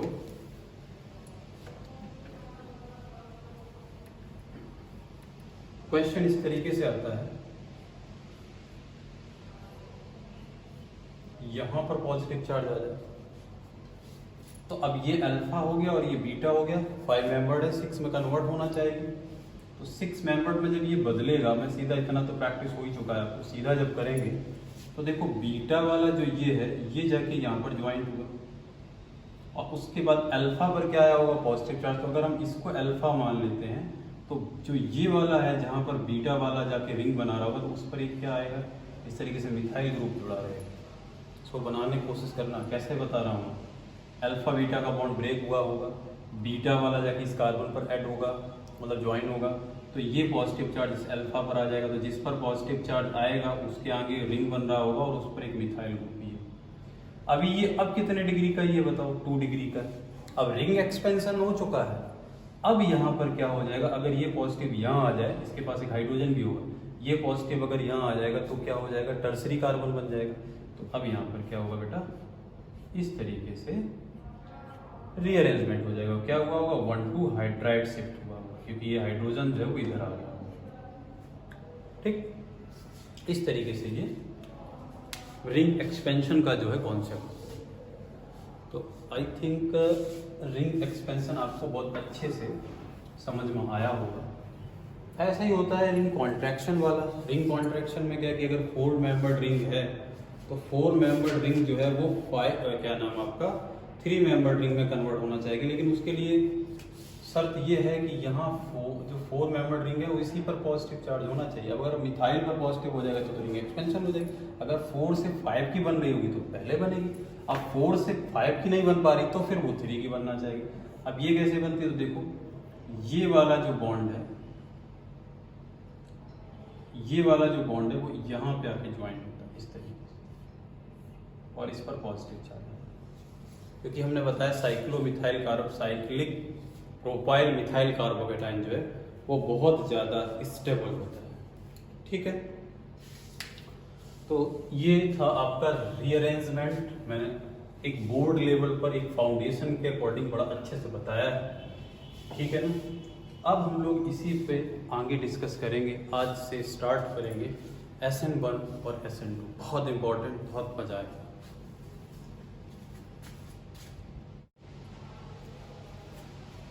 अब रिएक्शन मैकेनिज्म में नेक्स्ट जो आएगा, नेक्स्ट जो टॉपिक है वो आएगा बेटा SN1 और SN2। बहुत इंपॉर्टेंट रिएक्शन है। 12th में ऑर्गेनिक की लगभग 60 से 70% रिएक्शन SN1, SN2, E1 और E2 से क्लियर होती है। तो इसको समझो, अगर आपको रिएक्शन को समझना है तो रिएक्शन मैकेनिज्म का टॉपिक बहुत अच्छे से आपको समझना पड़ेगा। सबसे पहले यहाँ पर आपको जानना पड़ेगा सॉल्वेंट के बारे में। इसके बारे में बेटा जानना पड़ेगा सॉल्वेंट के बारे में। तो सॉल्वेंट क्या होता है? सॉल्वेंट जो है वो मेनली 2 तरीके का होता है। एक बेटा होता है पोलर सॉल्वेंट, और दूसरा होता है आपका नॉन पोलर सॉल्वेंट। और पोलर और नॉन पोलर का मतलब क्या है? देखिए, जहां पर इलेक्ट्रोनेगेटिविटी के डिफरेंस से प्लस और माइनस चार्ज आ जाएंगे उसको हम बोलेंगे पोलर सॉल्वेंट, और जहां पर कोई चार्ज नहीं क्रिएट होगा उसको बोलेंगे नॉन पोलर। पोलर के भी 2 पार्ट होते हैं। एक को हम बोलते हैं PPS, पोलर प्रोटिक सॉल्वेंट, और दूसरा होता है PAS, polar aprotic solvent. Non polar के मैं एग्जांपल बताता हूँ, जैसे साइक्लिक पेंटेन हो गया, बेंजीन हो गया, CCl4 हो गया, ये नॉन पोलर के एग्जांपल्स। PPS का एग्जांपल कौन कौन होता है बेटा? एग्जांपल में मैं लिखता हूँ यहाँ पर वाटर, कार्बोक्सिलिक एसिड, अल्कोहल, यानी जो हमें H+ आयन देंगे, यानी जो हमें प्रोटॉन देगा वो हमारा PPS होगा, पोलर प्रोटिक सॉल्वेंट। PAS में आता है आपका ether, acetone, DMF di methyl formamide, DMSO। ठीक है, और भी होते हैं, इनका मैंने यूज किया जाएगा। तो समझ पा रहे होगे, पोलर के 2 पार्ट, PPS और PAS। नॉन पोलर को यही छोड़ दो, इसके बारे में हम लोगों को जानना है। देखिए, PPS की प्रेजेंस में जो रिएक्शन होगी वो SN1 हुआ करेगी, और PS की प्रेजेंस में जो रिएक्शन होगी वो SN2 होगी। ठीक है, ये बताएंगे कि रिएक्शन किस बात से जा रही है। अगर इनकी प्रेजेंस में कोई रिएक्शन हो रही है तो पॉसिबिलिटी किसकी होगी? SN1 की। अगर इनकी प्रेजेंस में SN1 रिएक्शन हो रहा तो रेट उसका अच्छा आएगा। क्यों आएगा उसको हम लोग अभी डिस्कस करेंगे। और PAS की प्रेजेंस में कौन सा रिएक्शन होगा? SN2 होगा। तो ये बात समझ पा रहे होगे। तो सॉल्वेंट बेटा 2 तरीके का है, polar solvent, non polar solvent. Polar solvent में 2 पार्ट हैं, PPS पोलर प्रोटिक सॉल्वेंट, और PAS polar aprotic solvent. Polar protic solvent में कौन कौन से आ जाएंगे? H2O, कार्बोक्सिलिक एसिड, अल्कोहल, ये सब पोलर में आ जाएंगे। जो हमें H+ आयन देंगे तो उनको हम क्या बोलेंगे? Polar solvent. और पोलर का मतलब PPS, पोलर प्रोटिक सॉल्वेंट। और PAS में क्या है? जो प्रोटॉन नहीं दे पाएंगे वो PAS में चले जाएंगे। ठीक है, तो यहाँ तक मेरे हिसाब से कोई दिक्कत नहीं आनी चाहिए। इसके बाद हम लोग स्टार्ट करते हैं रिएजेंट। क्या स्टार्ट करते हैं? रिएजेंट। देखिए, रिएजेंट के बारे में, रिएजेंट बेटा 2 तरीके के होते हैं। Reagent mainly 2 types. Number 1 reagent में नंबर 1 आपका आएगा इलेक्ट्रोफाइल और दूसरा बेटा होगा न्यूक्लियोफाइल। न्यूक्लियोफाइल को Nu- से रिप्रेजेंट करेंगे और इलेक्ट्रोफाइल को E+ से रिप्रेजेंट करेंगे। इलेक्ट्रोफाइल का मतलब बेटा क्या होता है, जो इलेक्ट्रॉन लविंग स्पीसीज हो, यानी जिस पर इलेक्ट्रॉनों की डेफिशिएंसी हो, यानी जो लुईस एसिड हो। इलेक्ट्रोफाइल का मतलब बेटा क्या है, इलेक्ट्रोफाइल का मतलब ये है कि जिस पर इलेक्ट्रॉनों की डेफिशिएंसी हो, यानी एक लोन पेयर ऑफ इलेक्ट्रॉन ये एक्सेप्टर हो, आउटर मोस्ट में इलेक्ट्रॉन 6 हो, या तो उन पर पॉजिटिव चार्ज होगा या इलेक्ट्रॉन डेफिशिएंस मॉलिक्यूल्स होंगे, तो वो सब इलेक्ट्रोफाइल होंगे। जैसे हम आपसे कहें AlCl3 या हम आपसे पूछे CH3+, तो देखो CH3+ के आउटर मोस्ट में आप देख लीजिए 6 आएंगे इलेक्ट्रॉन, 3 इलेक्ट्रॉन कार्बन के पास क्योंकि पॉजिटिव लगा हुआ और 3 हाइड्रोजन मिलेंगे 6, यानी ये इलेक्ट्रॉन पेयर एक्सेप्टर है। तो एक्सेप्टर होने की वजह से ये क्या हो जाएगा, लुईस एसिड है, या इसको हम इलेक्ट्रोफाइल कह देंगे। जो इलेक्ट्रॉन लविंग स्पीसीज होंगे वो सब के सब इलेक्ट्रोफाइल होंगे। अब ये दो तरीके का हो सकता है, या तो वो न्यूट्रल होगा या वो कैटाइन उस पर पॉजिटिवली चार्ज होगा। पॉजिटिवली चार्ज है तो फिर देखिए जैसे हमने मिथाइल लिया एग्जाम्पल, और न्यूट्रल में हमने AlCl3 ले लिया। एल्यूमिनियम के आउटर में 13 इलेक्ट्रॉन होते हैं, एटॉमिक नंबर 13 होता है, तो इसके आउटर में कितने इलेक्ट्रॉन है 3। अब 3 की यहाँ से शेयरिंग हो गई होगी तो नंबर ऑफ इलेक्ट्रॉन टोटल कितना हो गया बेटा 6 इलेक्ट्रॉन होने की वजह से ये भी एक इलेक्ट्रॉन पेयर एक्सेप्टर है, और जिस वजह से ये क्या हो गया, इलेक्ट्रोफाइल हो गया। अच्छा, मैं ये नहीं कह रहा हूँ कि all positively charge species having electrophilic character. जैसे अगर आपसे बोला जाए कि Na+ का इलेक्ट्रोफाइल, तो ये इलेक्ट्रोफाइल नहीं है। क्यों नहीं है, क्योंकि देखिए इसके आउटर में कितने इलेक्ट्रॉन है, 8 इलेक्ट्रॉन। अगर किसी ऐसी स्पीसीज जिस पर पॉजिटिव चार्ज है लेकिन उसका ऑक्टेट कंप्लीट है, तो फिर वो इलेक्ट्रोफाइल नहीं होगा। Otherwise all positively charge species having electrophilic character. But अगर उसके आउटर में 8 इलेक्ट्रॉन है, ठीक है, तो फिर वो इलेक्ट्रोफाइल नहीं होगा। जैसे मैं यहाँ लिख दूँ NH4+, तो NH4+ के भी पास 8 इलेक्ट्रॉन है, तो ये भी जो है आपका इलेक्ट्रोफाइल नहीं है। इलेक्ट्रोफाइल का मतलब है जो इलेक्ट्रॉन पेयर एक्सेप्टर वो सब के सब इलेक्ट्रोफाइल होंगे। जो इलेक्ट्रॉन लविंग स्पीसीज हैं वो सब के सब इलेक्ट्रोफाइल होंगे। क्लियर? तो इलेक्ट्रोफाइल में ज़्यादा कुछ नहीं जानना है। न्यूक्लियोफाइल की बात करते बेटा, तो न्यूक्लियोफाइल में क्या आपको याद रखना है, न्यूक्लियोफाइल का मतलब है जिस पर इलेक्ट्रॉन पेयर एक्सेस में हो, यानी जिसके पास लोन पेयर का इलेक्ट्रॉन हो या नेगेटिवली चार्ज हो। जैसे अमोनिया, तो अमोनिया के पास लोन पेयर का इलेक्ट्रॉन होता है, ये एक न्यूक्लियोफाइल है। या मैं लिख दूँ Cl-, Br-, यानी जिन पर निगेटिव चार्ज होगा वो सब के सब क्या होंगे, न्यूक्लियोफाइल होंगे। Nucleophilic character left to right और अप टू डाउन मेनली यही होता है। वैसे इसमें भी कुछ एक्सेप्शन हैं, वो सॉल्वेंट की प्रेजेंस में इधर उधर हो सकता है, लेकिन आपको एक बेसिक जानकारी अगर हो तो उसमें याद रखना है कि अगर हम इस डायरेक्शन में जा रहे हैं left to right periodic table में, तो जो न्यूक्लियोफिलिक कैरेक्टर है वो इंक्रीज करेगा, और अप इधर जाने पर डिक्रीज करेगा, और अप टू डाउन आने पर न्यूक्लियोफिलिक कैरेक्टर इंक्रीज करेगा। क्लियर? जैसे मैं आपसे कहूँ मिथाइल NH2-, OH- और F- में किसका न्यूक्लियोफिलिक कैरेक्टर ज़्यादा है, तो फिर मिथाइल का न्यूक्लियोफिलिक कैरेक्टर ज़्यादा है। We moving left to right in periodic table, nucleophilic character decreases because electronegativity increases. और अप टू डाउन आने पर भी क्या होता है, न्यूक्लियोफिलिक कैरेक्टर इंक्रीज करता है। क्यों इंक्रीज करता है? क्योंकि जो कार्बन है वो न्यूक्लियोफाइल के साथ मिलकर के कोवेलेंट बॉन्ड बनाता है, और कोवेलेंट कैरेक्टर फजान रूल में आपने पढ़ा होगा कि अप टू डाउन जाने पर कोवेलेंट कैरेक्टर इंक्रीज करता है।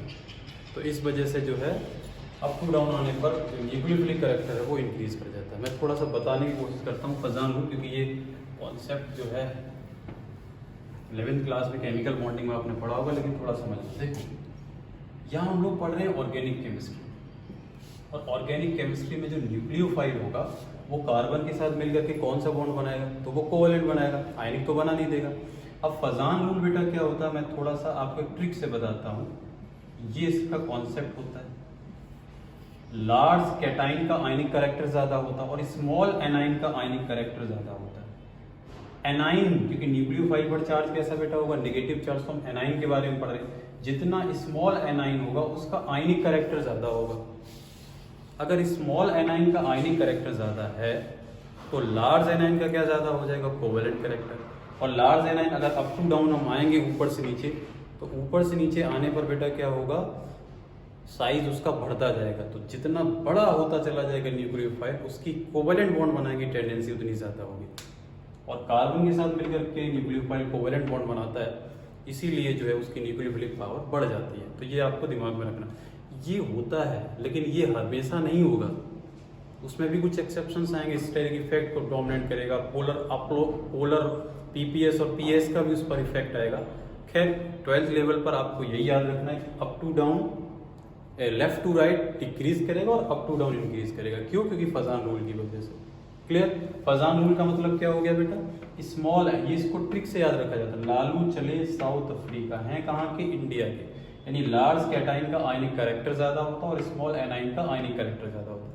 ये फजान रूल है। फजान रूल का एक अलग से भले केमिकल बॉन्डिंग का वीडियो देख लेना, उसमें आपको बताएंगे। यहाँ फजान रूल नहीं पढ़ाया जा सकता, तो बस ट्रिक से बता रहा हूँ कि स्मॉल एनाइन का आयनिक कैरेक्टर ज्यादा होता है तो लार्ज एनाइन का क्या ज्यादा हो जाएगा, कोवेलेंट कैरेक्टर। अब जैसे सपोज करो आपसे बोला जाए F minus Cl minus Br minus I minus में किसकी न्यूक्लियोफिलिक पावर ज्यादा है, तो I माइनस की ज्यादा होगी। यहाँ पर पीपीएस और पीएस का फर्क होगा, उनकी बातें नहीं कर रहे हैं, तो I माइनस का ज्यादा हो जाएगा। क्यों I माइनस का ज्यादा हो जाएगा, क्योंकि इसका साइज बड़ा है। साइज बड़ा है तो कार्बन के साथ कोवेलेंट बनाने की टेंडेंसी ज्यादा हो जाएगी।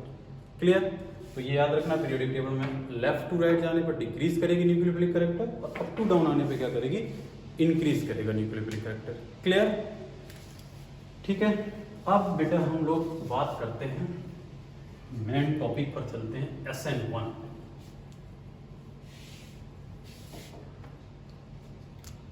देखिए बेटा SN1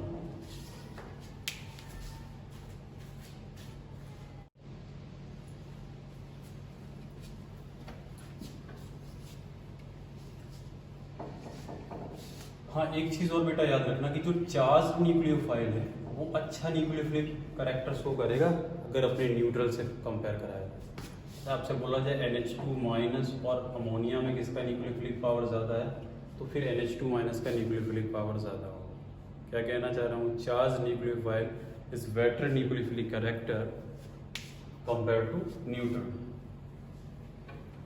अब SN1 की बेटा बात करते हैं। देखिए SN1 पूरा नाम है इसका, इसको लिखने का तरीका बेटा ये होता है S बड़ा N छोटा और SN। इसका पूरा नाम होता है substitution nucleophilic unimolecular of reaction. क्या नाम है, substitution nucleophilic unimolecular of reaction. Clear? अब देखो जरा, सपोज करो आपने यहां पर एक कंपाउंड लिया,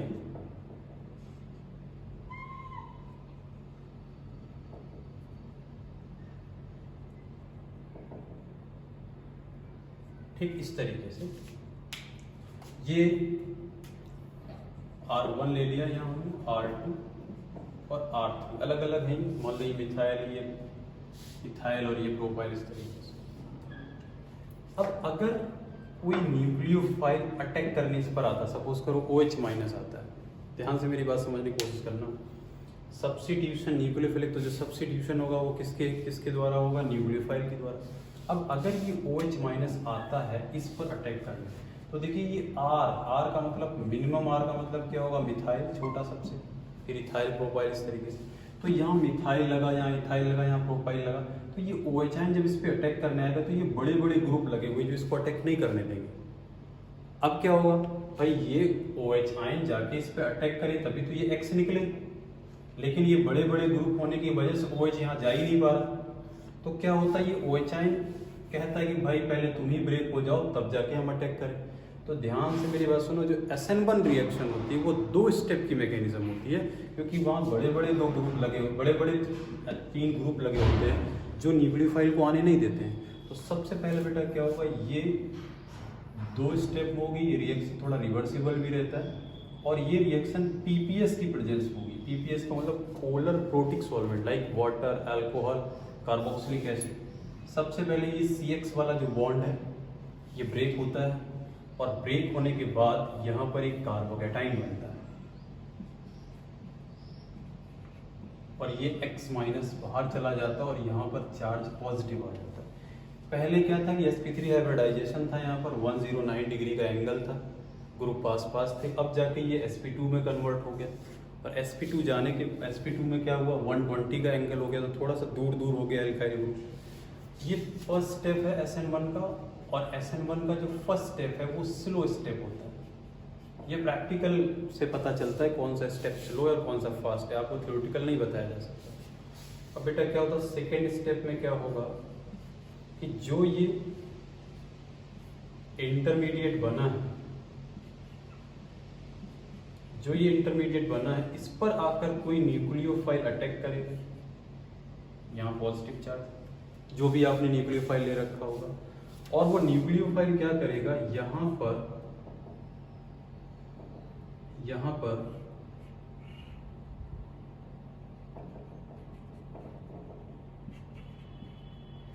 पर बेटा क्या करेगा, ये इस तरीके से एक बार ये फ्रंट से अटैक कर सकता है और एक बार ये बैक से अटैक कर सकता है। यानी एक बार क्या होगा बेटा, यहाँ पर एक बार ये इस तरीके से आ जाएगा, R1 तो इधर ही रहेगा और ये चला जाएगा इधर R2,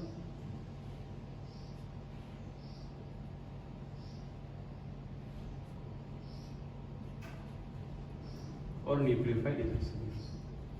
तो ये दोनों बनने के चांसेस हैं, इसीलिए इसके प्रोडक्ट को बोला जाता है रेसनिक मिक्सचर।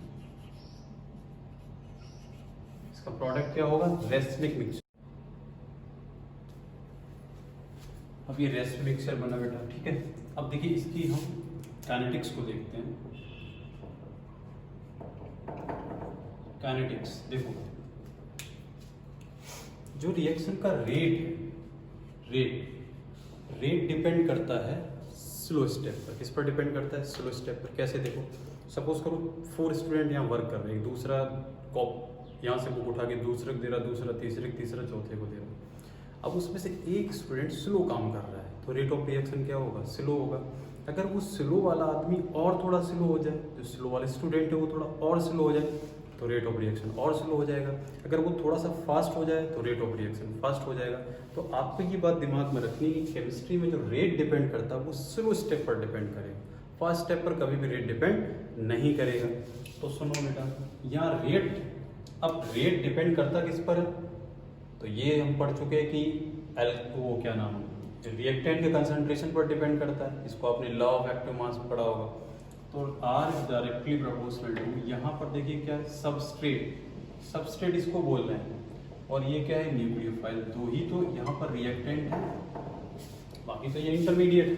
और रेट इंटरमीडिएट पे थोड़ी, रेट के लिए हमें क्या पढ़ना पड़ेगा, पहले रिएक्टेंट के बारे में। अब जो सबस्ट्रेट है वो स्लो स्टेप में, और जो स्लो स्टेप में है उसकी पावर 1, और न्यूक्लियोफाइल कहाँ है, फास्ट स्टेप में, और फास्ट स्टेप पर रेट डिपेंड नहीं करता है। तो न्यूक्लियोफाइल की पावर क्या हो जाएगी, 0। यहाँ आ जाएगा R is equal to K substrate, ठीक। और जब पावर का हम सम करेंगे 1 + 0 इज इक्वल टू 1, यानी ये किसको फॉलो कर रहा है, फर्स्ट ऑर्डर ऑफ काइनेटिक्स को फॉलो कर रहा है। इसीलिए वहाँ पर हमने SN1 लिखा है और बताया कि substitution nucleophilic unimolecular of reaction. तो मुझे मेरे हिसाब से ही समझ में आया होगा, न्यूक्लियोफाइल के कंसंट्रेशन पर रेट डिपेंड क्यों नहीं करता, क्योंकि वो फर्स्ट स्टेप पर रेट डिपेंड नहीं करता है। अगर क्वेश्चन आता है कि एक रिएक्शन SN1 रिएक्शन को फॉलो करता है, और रिएक्टेंट और सबस्ट्रेट एंड न्यूक्लियोफाइल दोनों के कंसंट्रेशन को क्या किया जा रहा है, डबल किया जा रहा है। दोनों के कंसंट्रेशन को बेटा क्या किया जा रहा है, डबल किया जा रहा है। और पूछा जाता है कि अब बताइए रेट कितना हो जाएगा। क्वेश्चन समझने की कोशिश करना। एक रिएक्शन है जो SN1 रिएक्शन है, अब उसमें क्या किया गया कि सबस्ट्रेट और न्यूक्लियोफाइल दोनों के कंसंट्रेशन को 2 टाइम्स कर दिया गया, और रेट पूछा जाए तो देखो इसके कंसंट्रेशन को चाहे 2 टाइम्स करो चाहे कितना भी कर दो, क्योंकि न्यूक्लियोफाइल के कंसंट्रेशन पर रेट डिपेंड नहीं कर रहा है, इसलिए न्यूक्लियोफाइल के कंसंट्रेशन से कोई मतलब नहीं, सिर्फ हमें सबस्ट्रेट के कंसंट्रेशन मतलब। अगर इसको हम 2 टाइम्स करेंगे तो रेट 2 टाइम्स हो जाएगा, इसको अगर हाफ कर देंगे तो रेट हाफ हो जाएगा। इसको कितना भी कुछ कर, जैसे क्वेश्चन आता है कि फर्स्ट ऑर्डर ऑफ काइनेटिक्स को फॉलो कर रही है रिएक्शन, सबस्ट्रेट के कंसंट्रेशन को कांस्टेंट किया जा रहा है। अब न्यूक्लियोफाइल के कंसंट्रेशन को 3 टाइम्स कर दिया गया। रेट बताओ, कुछ नहीं होगा, रेट कांस्टेंट रहेगा, रेट पर कोई इफेक्ट नहीं पड़ेगा। क्यों? क्योंकि न्यूक्लियोफाइल के कंसंट्रेशन पर रेट डिपेंड नहीं करता, क्योंकि ये फर्स्ट स्टेप में। अब हम लोग ये देखते हैं, ये तो बात समझ में आ गया कि फर्स्ट ऑर्डर ऑफ काइनेटिक्स को क्यों फॉलो कर रहा है, यहाँ 1 क्यों लिखा गया, वो इसलिए क्योंकि रेट सिर्फ क्या कर रहा है, सबस्ट्रेट के कंसंट्रेशन पर डिपेंड कर रहा है, क्योंकि सबस्ट्रेट किसमें है, स्लो स्टेप। अब बात करते हैं कि why SN1 reaction product is racemic mixture is form. क्योंकि रेसिव मिक्सचर कैसे बनता है, तो जरा उसको देखिए बेटा। अब हमें पढ़ना पड़ेगा स्टीरियो केमिस्ट्री के बारे में थोड़ा सा। तो देखिए स्टीरियो केमिस्ट्री,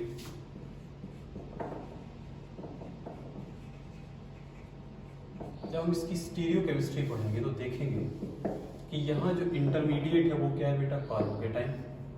और कार्बोकेटाइन के बारे में हम लोग बहुत अच्छे से जानते हैं कि जो इसका शेप होता है वो sp2 होता है और उस पर एक p ऑर्बिटल वेकेंट रहता है। चाहो तो यहाँ बना दें, कार्बोकेटाइन का जो sp2 हाइब्रिडाइजेशन है वो यहाँ से निकल जाता है। इसे ये 3 बॉन्ड बना लेते हैं। मान लो इस पर 3 एल्काइल ग्रुप लगे हुए हैं, तो ये 3 एल्काइल ग्रुप से बॉन्ड बनाएंगे, ये भी ऑर्बिटल वेकेंट रहेगा। तो जो इसका हाइब्रिडाइजेशन है वो क्या होता है, sp2। अब समझने की कोशिश करना, अगर न्यूक्लियोफाइल आके इलेक्ट्रॉन देगा तो या तो यहाँ रखेगा या यहाँ रखेगा, तो जितने चांसेस उसके फ्रंट साइड से अटैक करने के हैं उतने ही चांसेस किधर से अटैक करने के, उसके बैक साइड से भी अटैक करने के। तो जब कोई चीज़ बैक से अटैक करती है तो उसको इन्वर्जन बोला जाता है, सीधे से आएगी तो उसको रिटेंशन बोलेंगे। तो दोनों के बराबर बराबर चांस हैं, यानी 50% इन्वर्जन और 50% क्या है, रिटेंशन। इसीलिए प्रोडक्ट कैसा बन गया, रेसिव मिक्सचर बन गया, क्योंकि फ्रंट से भी अटैक कर सकता है न्यूक्लियोफाइल और बैक से भी अटैक कर सकता है। ये इस तरीके से, जैसे मैं आपको बताता हूँ, सपोज करो ये, अब यहाँ पर एक लोब ऐसा है और एक पीछे, तो न्यूक्लियोफाइल इधर से भी अटैक कर सकता है और न्यूक्लियोफाइल इधर से भी अटैक कर सकता है। तो दोनों डायरेक्शन से न्यूक्लियोफाइल अटैक कर सकता है। इसका मतलब क्या हो गया, यहाँ पर इन्वर्जन और रिटेंशन दोनों के चांसेस है, इसीलिए प्रोडक्ट कैसा बन रहा है, इसका रेसिव मिक्सचर बन रहा है। अगर आपसे पूछा जाता है कि why SN1 product is racemic mixture form, तो आप कहेंगे because intermediate carbocation is form. ठीक है, in carbocation 1p orbital is vacant, so nucleophile across on front side and back side. ठीक है, तो ये चीज़ आप अपने लैंग्वेज में लिख सकते हो। दूसरी चीज, अच्छा अगर आप अच्छी बुक में किसी में देखोगे, जो अच्छी बुक होंगे उसमें थोड़ा सा लिखा होता है कि जो इन्वर्जन है वो थोड़ा सा ज़्यादा बनता है रिटेंशन के कंपैरिजन। क्यों, ऐसा क्यों होता है, देखो बेटा, जब ये RH अलग हो रहा होगा, जब ये अलग हो रहा होगा एल्काइल, तो न्यूक्लियोफाइल बैक साइड से आराम से अटैक कर लेगा, लेकिन फ्रंट साइड से अटैक करने में इसको इंतजार करना पड़ेगा कि पहले X जाए। तो थोड़ा सा वहाँ पर जब आप हायर बुक में जाओगे तो इस तरीके से लिखा मिलेगा कि वहाँ पर क्या है कि बैक साइड वाला थोड़ा सा ज़्यादा बनता है। लेकिन खैर अभी हम लोग 12th की क्लास में हैं, तो यहाँ पर हमें इतना याद रखना कि रेसिव मिक्सचर बनता है। रेसिव मिक्सचर इसलिए बनता है क्योंकि एक p ऑर्बिटल वेकेंट रहती है। क्लियर, तो मेरे हिसाब से ये समझ में आया होगा। अब हम लोग बात करते हैं रेट ऑफ रिएक्शन का, जिस पर क्वेश्चन NCERT में बहुत सारे मिलेंगे। रेट ऑफ रिएक्शन, देखो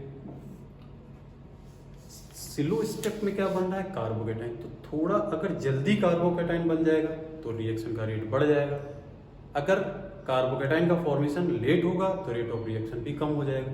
तो कुल मिला के रेट ऑफ रिएक्शन किस पर डिपेंड कर रहा है, rate of reaction depends on formation of carbocation, यानी rate of reaction is directly proportional to formation of carbocation. जितनी जल्दी कार्बोकेटाइन बनेगा उसकी स्टेबिलिटी, जितनी जल्दी कार्बोकेटाइन बनेगा उतनी जल्दी न्यूक्लियोफाइल क्या करेगा, उस पर अटैक कर देगा। तो बेटा देखो,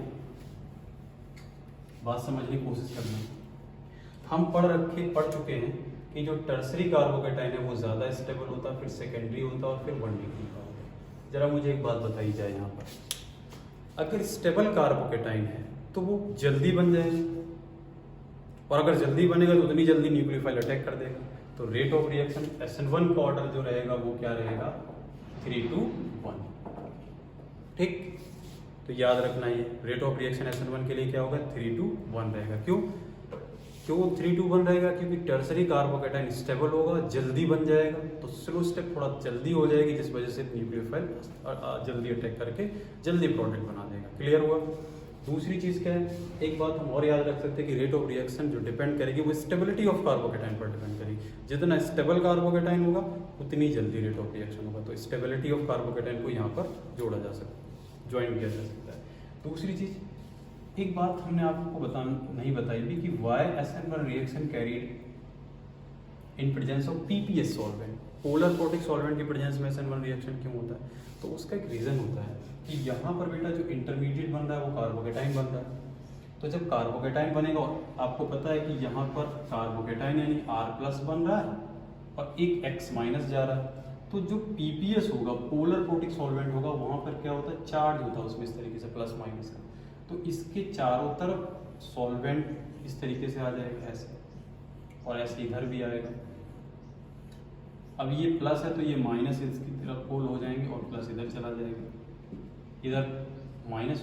थोड़ा इसको अच्छे से बताया जाए, यहाँ पर एकदम से गड़बड़ हो रहा है। देखिए PPS की प्रेजेंस में क्यों हो रहा है, तो देखो यहाँ पर एक तो कार्बोकेटाइन बन रहा है, हमने R+ ले लिया, और दूसरा क्या हो रहा है, X-। अब अगर PPS सॉल्वेंट होगा तो इसके चारों तरफ क्या होगा, इस तरीके से सॉल्वेंट आ जाएगा ऐसे, यूं, इधर भी उसी तरीके से होगा ऐसे। तो ये प्लस है तो ये माइनस को अपनी तरफ अट्रैक्ट करेगा इस तरीके से, प्लस चार्ज होगा, और ये माइनस है तो ये प्लस को अपनी तरफ खींचने लगेगा, यहाँ पर माइनस है। तो बेटा देखो ये प्लस है और ये पर क्या है, माइनस है। तो यहाँ सॉल्वोलिसिस प्रोसेस होती है। क्या होता है बेटा, सॉल्वोलिसिस प्रोसेस, जिस वजह से एनर्जी लिबरेट होती है। अगर सिस्टम की एनर्जी बाहर निकल जाएगी तो उसकी स्टेबिलिटी बढ़ जाती है। तो PPS सॉल्वेंट से एक फ़ायदा है कि जो कार्बोकेटाइन है, जो कार्बोकेटाइन बन रहा है, उससे क्या होता है, एनर्जी लिबरेट हो जाती है, क्योंकि सॉल्वोलिसिस। अब मान लो ये नॉन पोलर हो, सपोज करो ये PAS हो, इस पर कोई चार्ज ना हो। अब जब कोई चार्ज नहीं होगा तो सॉल्वोलिसिस नहीं होगा, तो इसकी एनर्जी कम नहीं होगी। जबकि यहाँ अगर सॉल्वोलिसिस हो जाएगी, सॉल्वोलिसिस प्रोसेस से क्या होगा, एनर्जी रिड्यूस हो जाएगी, एनर्जी कम हो जाएगी, जिस वजह से कार्बोकेटाइन की स्टेबिलिटी गेन होगी। तो यहाँ इंटरमीडिएट स्टेबल होने की वजह से PPS लिया जाता है। तो ये बात आपको समझ में आ गई होगी। अगर क्वेश्चन आता है कि why polar protic solvent, why in SN1 reaction PPS is taken, तो क्वेश्चन का आंसर क्या लिख दोगे कि इंटरमीडिएट कार्बोकेटाइन है जो क्या करता है, थ्रू सॉल्वोलिसिस उसकी स्टेबिलिटी को बढ़ा देता है, क्योंकि एनर्जी उससे लिबरेट हो जाती है।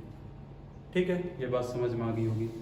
अच्छा, रेट ऑफ रिएक्शन के लिए क्या मैंने बताया कि 3, 2, 1 यानी कार्बो स्टेबिलिटी ऑफ कार्बोकेटाइन पर भी डिपेंड करेगा।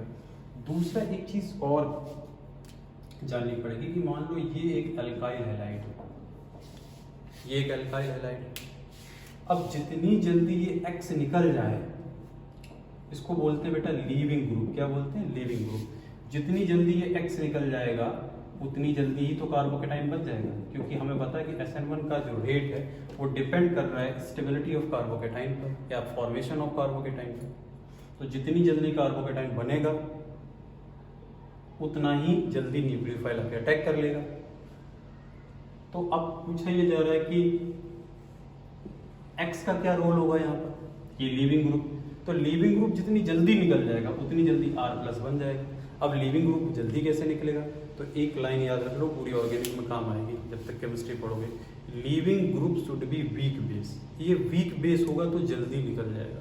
लिविंग ग्रुप को हमेशा क्या होना चाहिए, वीक बेस होना चाहिए। जैसे मान लो यहाँ पर Cl, ऐसे क्वेश्चन आता है RCl, RBr और R बोला जाता है SN1 का ऑर्डर बताओ कि रेट ऑफ रिएक्शन किस में जाता होगा। अब की बार उसने एल्काइल हैलाइड सेम ले ली, एल्काइल हैलाइड सेम ले लिए, और अब पूछा कि बताओ, सपोज करो ये भी टर्सरी, ये भी टर्सरी, ये भी टर्सरी, पूछा जा रहा है कि किस में रिएक्शन जल्दी होगा। तो अब किस पर डिपेंड कर रहा है रिएक्शन, लीविंग ग्रुप पर। जो जल्दी चला जाएगा वो उतना ही रिएक्शन को फास्ट कराएगा।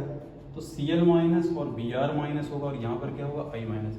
अब देखो इनमें लीविंग, इसमें वीक बेस कौन है, कौन वीक बेस होगा बेटा, तो देखिए अभी हमें नहीं आइडिया, तो क्या करो इसको एक प्रोटॉन दे दो, ये HCl हो गया, ये HBr हो गया, ये HI हो गया। पता है आपको HI इन दोनों से स्ट्रॉन्ग होता है, तो अगर ये स्ट्रॉन्ग एसिड है तो इसका कंजुगेट कैसा हो जाएगा, वीक हो जाएगा। तो कंजुगेट वीक हो गया, इसका मतलब रेट ऑफ रिएक्शन क्या होगा, ये। और एक आप और समझ सकते हो कि RI जो है उसकी बॉन्ड लेंथ ज़्यादा होगी, जिस वजह से ये बॉन्ड आसानी से टूट जाएगा। इस तरीके से भी जान सकते हो।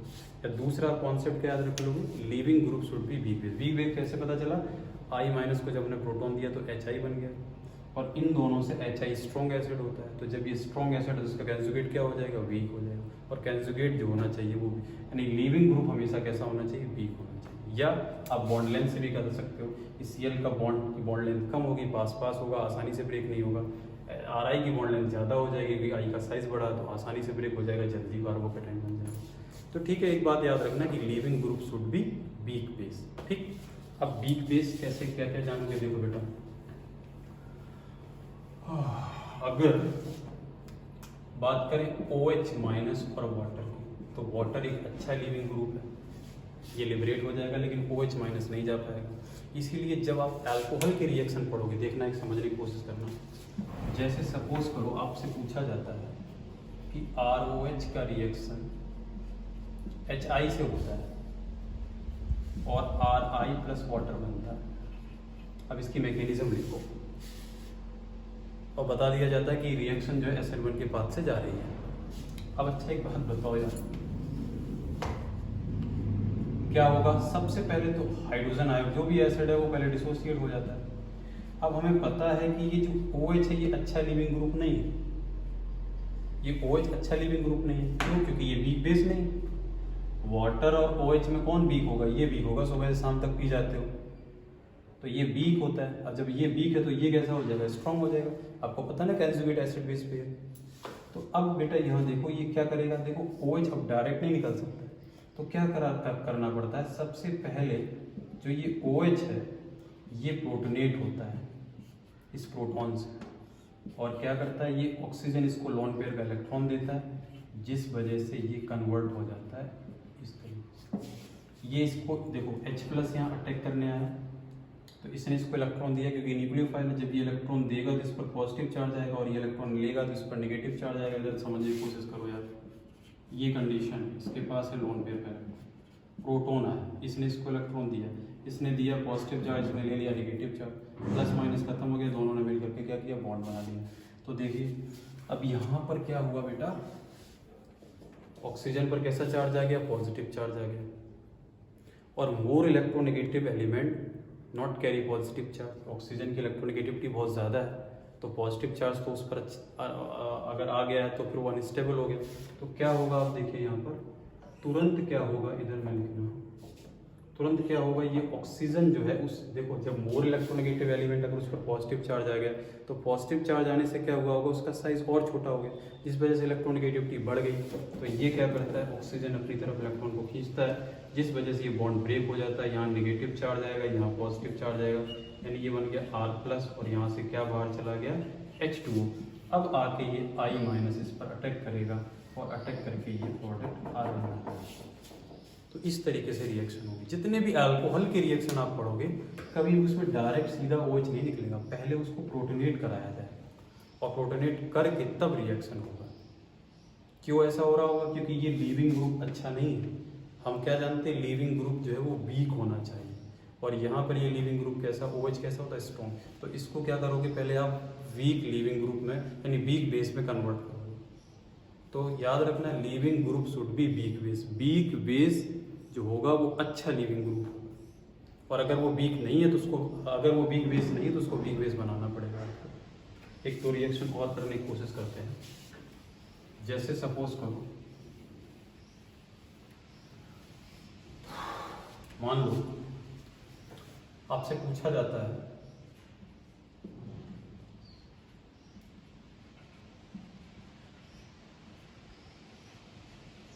इसका रिएक्शन HBr से करा, ठीक, और HBr से कराने के बाद में प्रोडक्ट ये बनता है। अब इसकी मैकेनिज्म लिख दो, क्या लिख देंगे, मैकेनिज्म। तो देखो बेटा कैसे लिखोगे, सबसे पहला काम क्या है, आपको पता है ना, एसिड है, तो जब भी कभी आयनिक या एसिड बेस है तो वो पहले डिसोसिएट हो जाएगा पूरे रिएक्शन में।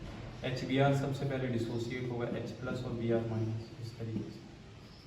अब ये OH अच्छा लिविंग ग्रुप नहीं है, इसको हमें बेटर लिविंग ग्रुप बनाना पड़ेगा, और कैसे बनेगा, तो उसके लिए क्या होगा, देखो यहाँ से SN1 स्टार्ट हो जाएगी। ये ऑक्सीजन,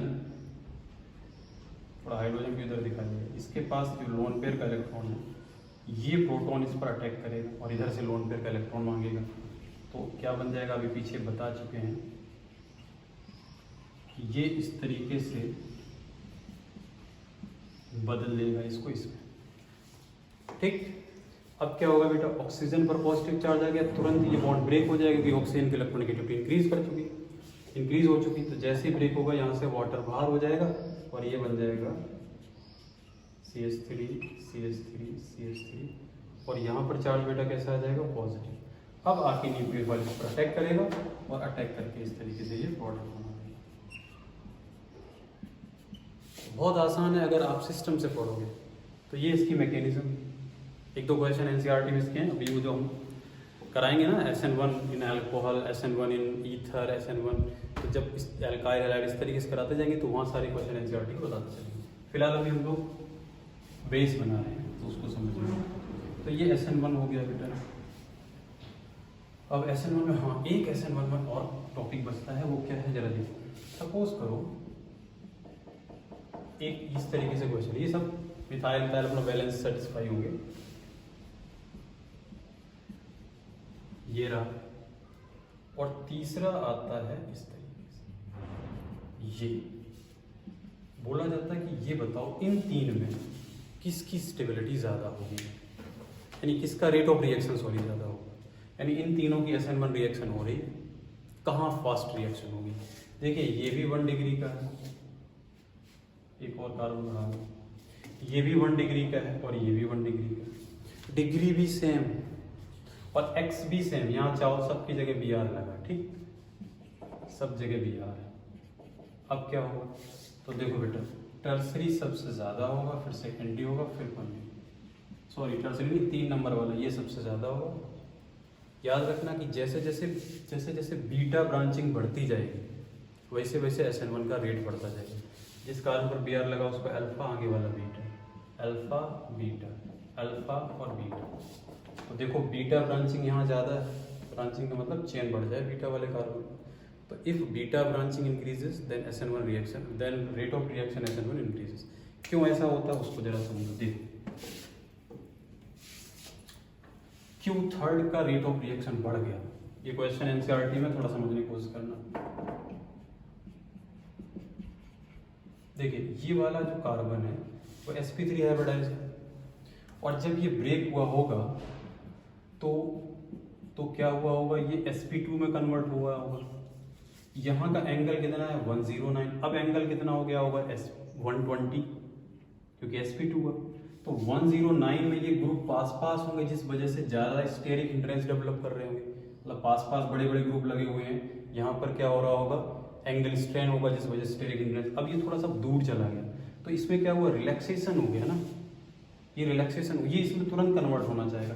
अब मान लो ये वाला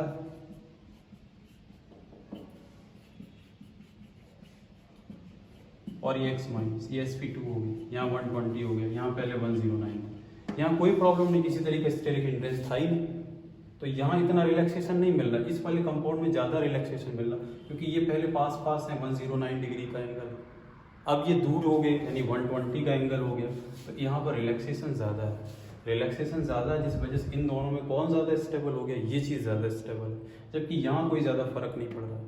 तो रिलैक्सेशन की वजह से क्या हुआ कि जो बीटा ब्रांचिंग वाला है वो बढ़ जाएगा। तो ये चीज़ ध्यान रखना, if beta branching increases the rate of reaction SN1 increases. Beta branching, why beta branching, beta branching का मतलब क्या होता है, जिस कार्बन पर हेलोजन अटैच है वो तो अल्फा हो गया और उसके आगे वाला बीटा और उसके आगे वाला गामा, ठीक है। तो ये SN1 रिएक्शंस थे जो आपको हमने बहुत अच्छे से पढ़ाने की कोशिश की। अब मैं क्या कर रहा हूँ, यहीं पर कुछ SN1 के जो है रिएक्शन आपको और बताते हैं। देखिए सबसे पहले हम लोग बात करते हैं SN1 reaction in alcohol. Alcohol की बात करेंगे, फिर उसके बाद ईथर की बात करेंगे, और उसके बाद में